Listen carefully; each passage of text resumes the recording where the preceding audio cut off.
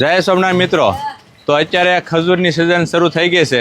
તો આજે અમારે વાડિયાનો જે ખજૂર અમે વેચવી છે ઘનશ્યામ બેકરી નમકીન દાણાસરની અંદર અમારે દર વર્ષે વાડિયાનો સાફ કરેલો ખજૂર છે ધૂળેટી સુધી અમારે મળે છે. 12 મહિના તમે ભરો એવો સારો અને નવો ખજૂર હોય છે. તો આજે અમારી ગાડી જે વાડિયાની હતી એ વાડિયા ખજૂર આવી ગયો છે, બરાબર. તો એમાંથી આપણે ખજૂર હોય એ આવી રીતના જોઈને અમારે લેવાનું હોય. બતાડ ખજૂર બતાડ આપણો.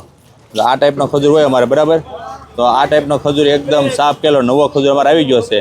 તો આ ખજૂર લેવા માટે હવે તમારે આવવાનું છે અમારી ઘનશ્યામ બેકરી નમકીન મોટા વરાસા, પછી કતારગામ હરિદેશનો ખાડો, ડભોલી 4 રસ્તા, કોસાડ. આ બધી અમારી ઘનશ્યામ બેકરી છે. ત્યાં અમારો આ વાડિયાનો સાફ કરેલો ખજૂર તમને મળશે. અને ખજૂરનો સ્ટોક અમે લાવીને ધૂળેટી ઉદ્યોગ વેચશું. આ ખજૂર એકદમ દેશી ખજૂર છે.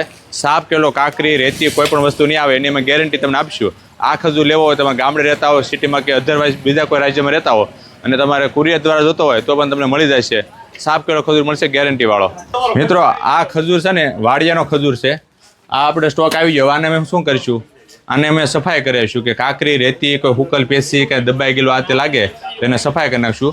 પછી અમે એનો અલગ અલગ ખજૂર છે. આ કોઈ નાનો ખજૂર છે, કોઈ મોટો ખજૂર છે, કોઈ રસાવાળો હોય કે કોરો હોય, અલગ અલગ કટા હોય તો અમે એની વકલ અલગ અલગ પાડીશું. અને એ સિવાય અમારી પાસે ને આ ખજૂર પાક બનાવવાનો ખજૂર છે.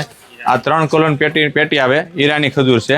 આ ખજૂર પાકની અંદર વપરાય આ ખજૂર છે. અને ઘીની આરે ખાવું હોય તો આ દેશી ખજૂર છે. ચટણી બનાવવા માટે 12 મહિના તમે ભરવું હોય તો આ વાડિયાનો ખજૂર છે એ તમે ભરી શકો છો. આ ખજૂર લેવા માટે તમને એડ્રેસ જે આપ્યું છે ફોન કરજો એટલે તમને ટોટલ માહિતી આપી દે અમારે ખજૂર ક્યાં મળશે એમ.